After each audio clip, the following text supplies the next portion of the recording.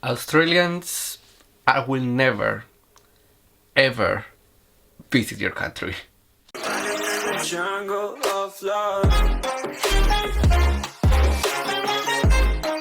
Happy July, happy summer. What a better way to start summer than doing this series that I'm gonna start on my channel, which is talking about horror movie duos. And in this case, we're gonna talk about Wolf Creek 1 and Wolf Creek 2.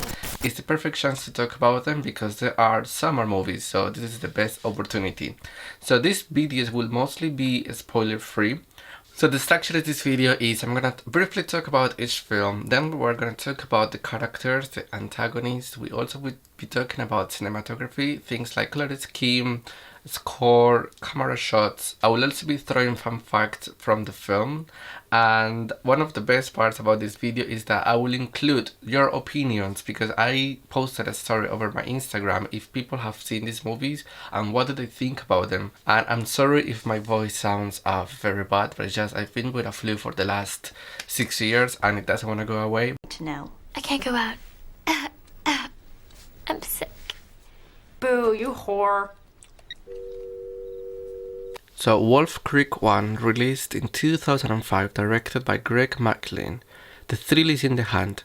Stranded backpackers in remote Australia fall prey to a murderous bush human who offers to fix their car, then takes them into captive. One of the main aspects I'm briefly talking that I loved about Wolf Creek 1 is that the storyline is so simple, but it's so effective, so disturbing, and so realistic. Now, with Wolf Creek 1, I really enjoyed that. Even though this movie came out in the early 2000s, it's not cheesy at all. This movie is probably one of the most disturbing films I have ever seen in my entire life. Wolf Creek 2, released in 2013, directed by Greg McLean. The outback can be crazy this time of the year.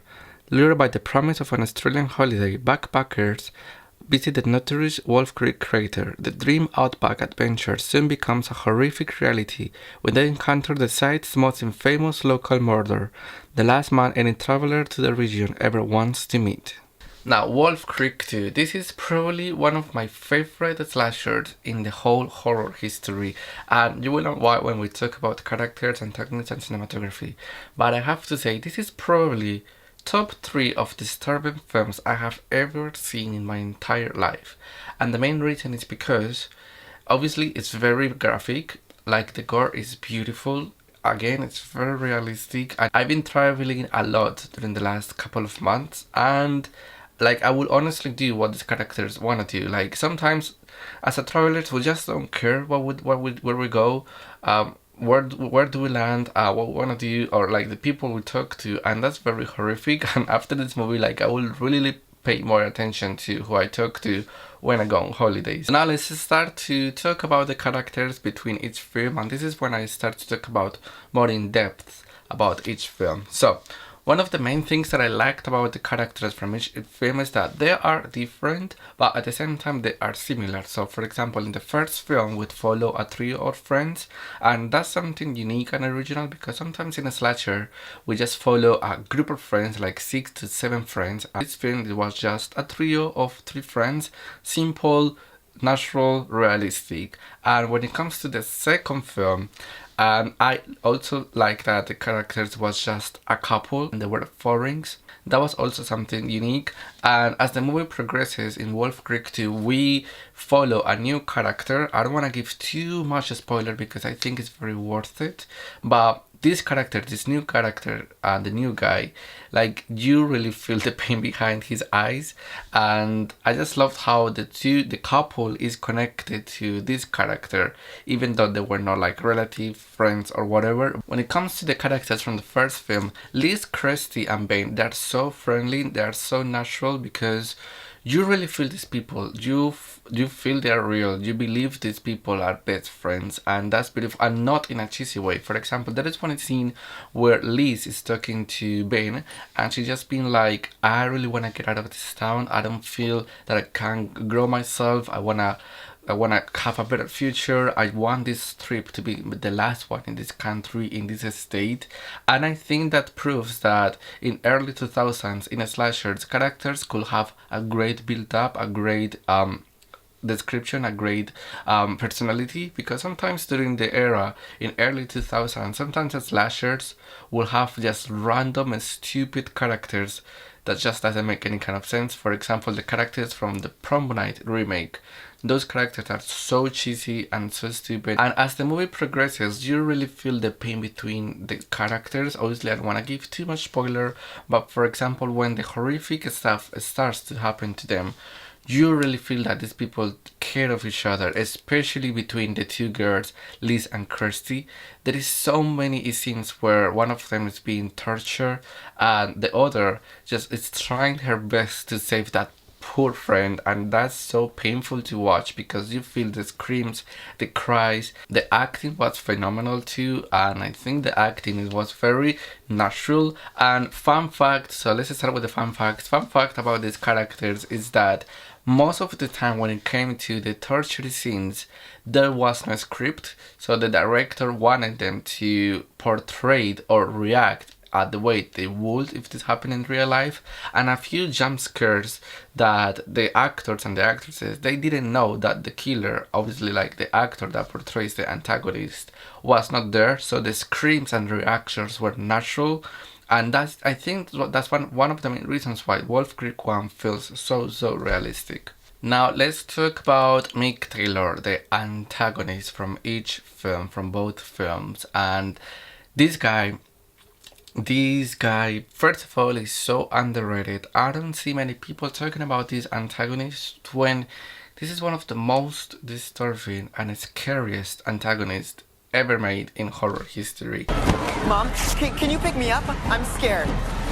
And the main reason is because, first of all, he's very creepy, disgusting, disturbing, without mercy at all. And this character just feels so real. So let's talk about his performance in Wolf Creek 1. Now, one of the main things that I really liked about the antagonist in Wolf Creek 1 is that, first of all, I didn't expect this character to be the antagonist. I thought he was just gonna be a random guy on the road from like the trio, or that he was gonna actually help them, but obviously we know that he doesn't, and we obviously know that he becomes a serial killer. I mean, he already was, but the movie made me think that this character was gonna be a good guy. And that's terrifying because that proves that you cannot really trust anyone when you go abroad. Oh, I can tell you, but then I'd have to kill you.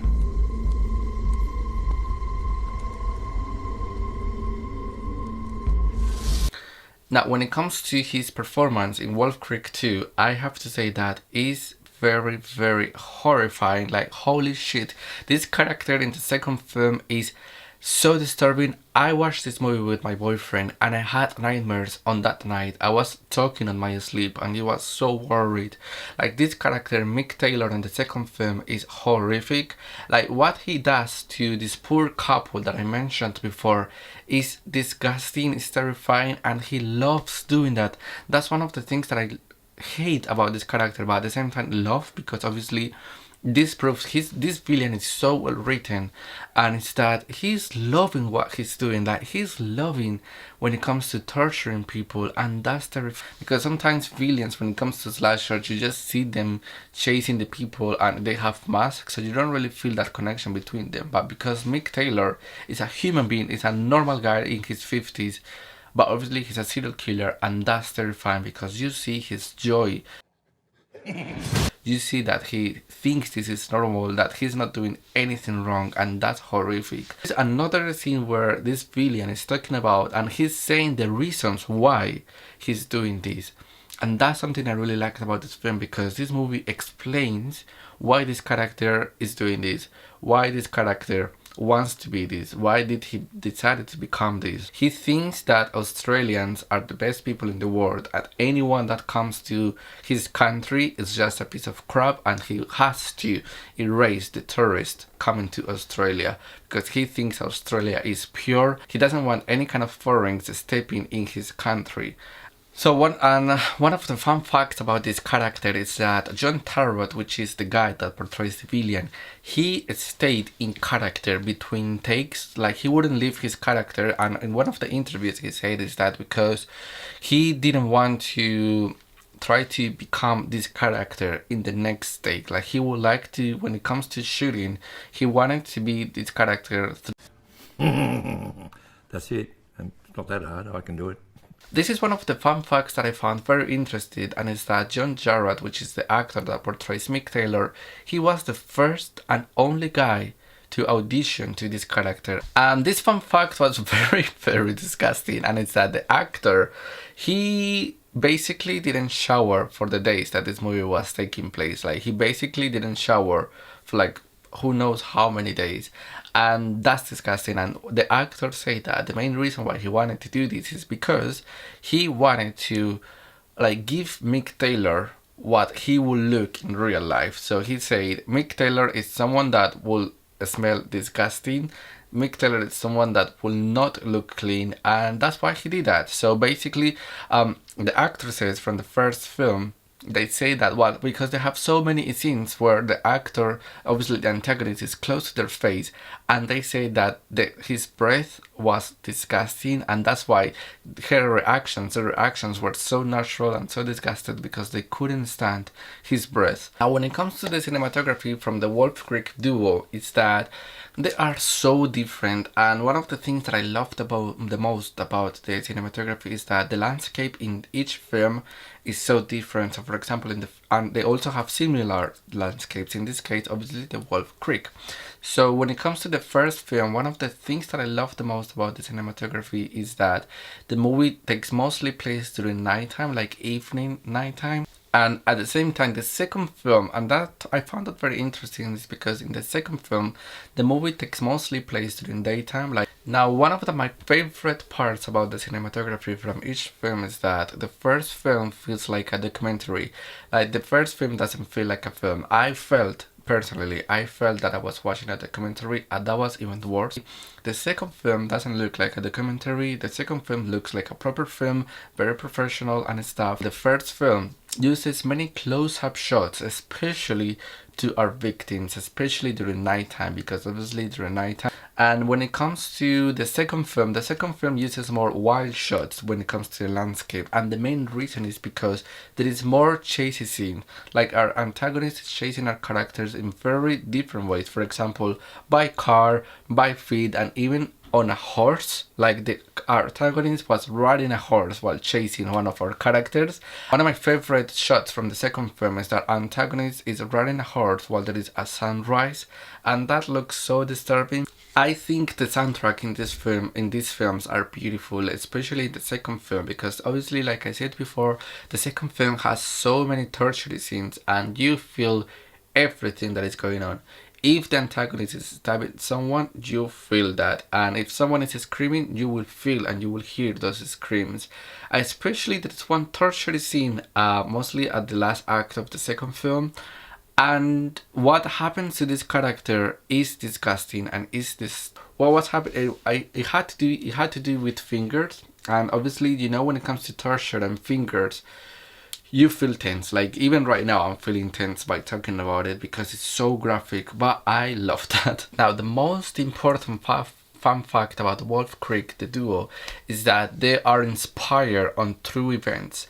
And basically the true events, they don't happen exactly as the film, so that's one of the difference. It's not literally based on true. So the movie basically got inspired by the backpacker murders made by Ivan Vilat in the 1990s, and those murders happened during Sydney, so they really didn't happen in the Wolf Creek area.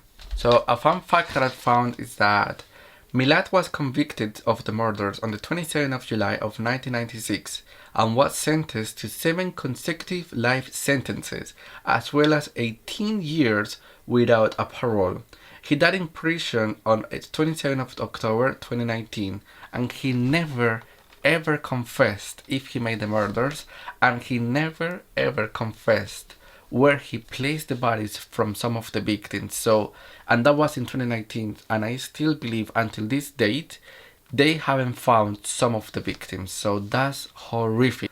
Another fun fact is that the director wrote this film in 1996, and he wanted to release this film in 1997, but he decided to push it away because he felt that Scream 2 was gonna be so popular, and obviously he felt that Wolf Creek was gonna be into the shadows because of the popularity that Scream had. So he didn't want it to be involved during that era, and he decided to push it to like on the shadows, and he didn't touch that film for like 4 to 5 years until 2004, where he rewrote it, and that's when the movie took place, and the movie was released in 2005. On top of that, the director and the crew, they only could film this film for 25 days, and even though this movie takes place during summertime, the film was actually filmed during winter time, because obviously during winter the Wolf Creek area where the movie takes place, it was not that popular and it was not that crowded, so that's why they could use that area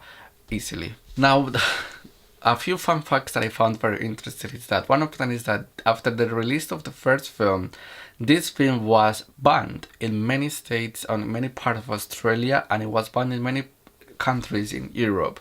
And also the director had a sequel in mind after the first film got released, but because the movie was banned in many countries, in many parts of Australia, he didn't feel the motivation, because he thought his sequel was just gonna be banned everywhere and he will lose all of the time he will have given to the sequel. So he decided to push it away. Wolf Creek 1 won a few awards, and the movie won Best Horror Film of the Year in the Saturn Awards in Australia, and it also won Best Actor by John Jarratt, which is Mick Taylor, the antagonist. Another fun fact is that the director always wanted to give these two movies a third film to make this a trilogy, but at the same time he thought, and he still thinks, because I saw an interview where he still thinks that this movie works perfectly as a duo. However, there is a mini-series that it was released in 2016 until 2018, so it's 2 years, and it's about Wolf Creek. It's about obviously this antagonist. Now, when it comes to people's thoughts about the movie, many people say stuff like original, it surprises and it shocks. Someone said I haven't seen the second one because I was a bit let down by the first one, so fair enough. Someone said I loved the first one, but for some reason I didn't get around to watch the sequel. Someone said only seen the first one and I loved it. I love that it's only been 3 people that are being hunted by the movie, but the movie still manages to keep you entertained. Both are very disturbing for me. I love them. I think John Jarratt makes a terrific villain. I agree. First one felt like a regular horror, but the second one was so unique with torture scenes. I prefer the second one to the first one. Love that. I love both of them for different reasons. The first one is scary AF. The second one developed mixed character. So there you go. There are different thoughts from different people. And now when it comes to my overall thoughts, and I will have to say that both films are perfect. I think they are such a good slasher, such a good horror movies duo. I would really recommend each of them. Now, which for me is the best Wolf Creek out of those two? Both of them are great. None of them is a bad film. But for me, the best Wolf Creek out of those is the sequel. I think Wolf Creek 2 is what I want it to be. Wolf Creek 2 disturbed me. I had nightmares. I love how the character, when it comes to the villain, is developed. You know the reasons why he's doing this, and that's even scarier. The movie is so graphic, it's gross. I felt identified because obviously I go on trips with my partner, and obviously when you are new somewhere, you have to trust who you are asking without knowing that person, and this movie proved that sometimes that's not the best decision. So there you go. I really hope you watched this whole video. Sorry if it felt like a mess here and there, but it's my first time reviewing and comparing 2 films at the same time, but I'm so happy I managed to do this. Let me know in the comment section below which horror movies duo you would like me to compare and review. I would love that. Thank you for watching. Don't forget to subscribe, give a like, and I will see you on the next video. Have a nice end of the week, and I will see you soon. Bye bye.